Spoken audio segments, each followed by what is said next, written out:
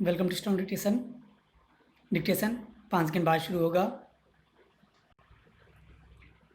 Ready start.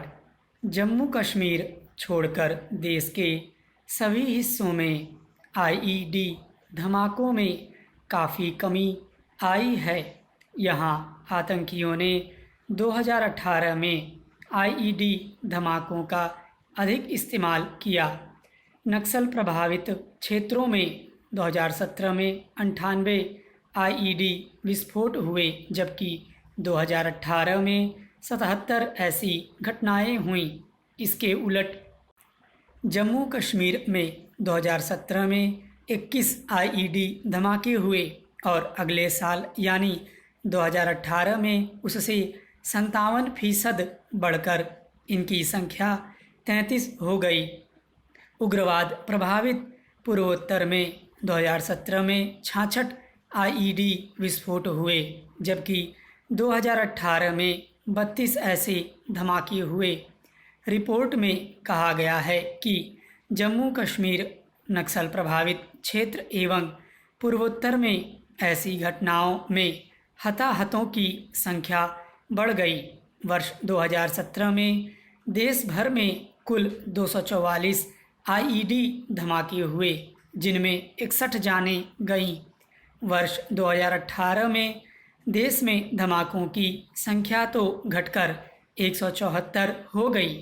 हाल ही में संपन्न हुए लोकसभा चुनाव में जम्मू कश्मीर की 6 में से 3 सीटों पर भारतीय जनता पार्टी और 3 पर नेशनल कॉन्फ्रेंस को जीत मिली है।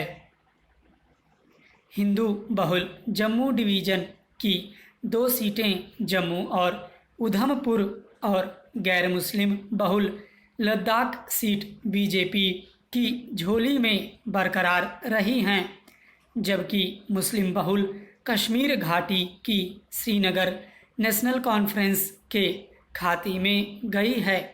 नवंबर 2014 में विधानसभा चुनाव में पीडीपी ने सबसे ज़्यादा 28 सीटें और फिर बीजेपी ने 25 सीटें जीती थीं।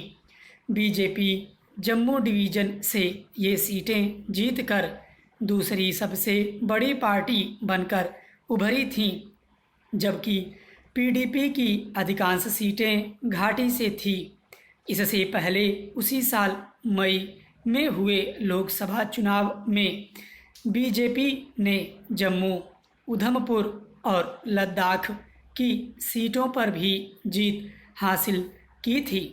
अनुराधा भसीन कहती हैं, जम्मू में 2008 में हुए अमरनाथ भूमि विवाद के बाद से कम्युनल राजनीति की करेंसी कैश क्रैश कर गई है। तब से धीरे धीरे विभाजनकारी राजनीति जम्मू क्षेत्र में पनप रही थी। उसी का नतीजा है कि जो बीजेपी जम्मू में कभी इतनी स्ट्रांग नहीं थी, जो मात्र 5-6 सीटें यहाँ जीत पाती थी, उसने 2008 में हुए विधानसभा चुनाव में 11 सीटें जीती थी, जो बड़ी बात थी।